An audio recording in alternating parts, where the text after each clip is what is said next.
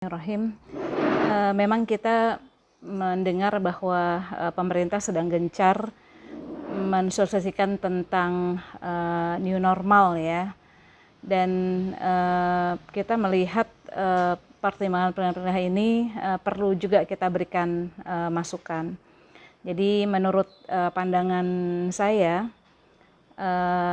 new normal ini belum tepat kalau diberlakukan pada saat ini atau dalam waktu dekat ini, karena jumlah pertambahan kasus yang masih sangat tinggi ya di Indonesia. Kita lihat ada rata-rata 400 kasus positif virus corona bertambah setiap hari.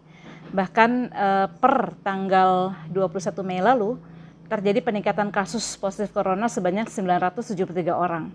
Dan harus kita akui bahwa PSBB yang digulirkan oleh pemerintah itu belum bisa dikatakan efektif. Kita melihat masih sangat banyak masyarakat yang beraktivitas keluar rumah tanpa masker misalnya, atau tanpa jaga jarak.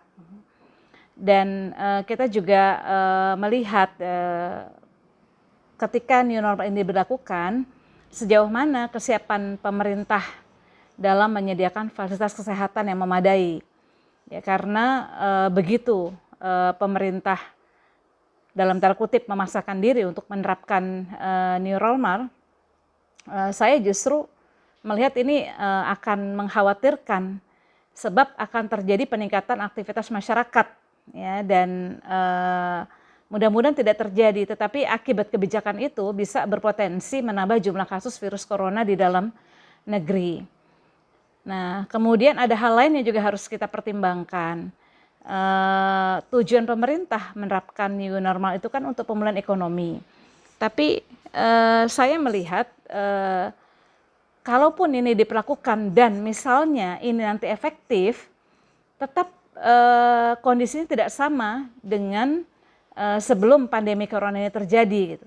Daya angkat industri terhadap perekonomian itu tidak akan sama ketika new normal diberlakukan dengan sebelum pandemi terjadi.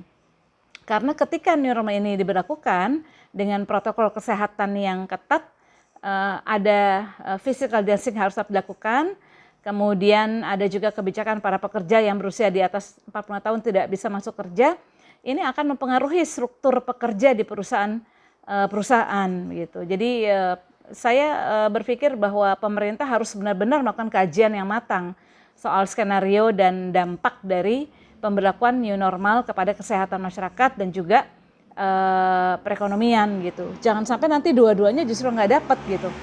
Ingin ekonomi dipulihkan tapi itu tidak terjadi karena kondisinya tidak sama seperti yang sebelum tadi, dan yang dikhawatirkan ketika dibebaskan atau dilonggarkan, kesehatan masyarakat juga menjadi taruhannya begitu. Saya melihat bahwa pemulihan ekonomi bisa terjadi ketika pandemi ini berakhir. Karena itu saya berkali-kali meminta pemerintah untuk fokus menangani pandemi ini dulu, kemudian ekonomi bisa berjalan setelah itu. Ya, jadi saya betul-betul meminta pemerintah untuk memikirkan kembali atau mengkaji ulang kembali, meninjau kembali dampak-dampak yang terjadi pada masyarakat, kesehatan masyarakat, dan juga dampak ekonominya.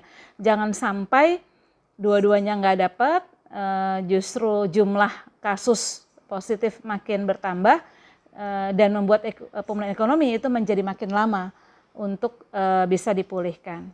Ya, demikian pandangan saya. Assalamualaikum warahmatullahi wabarakatuh.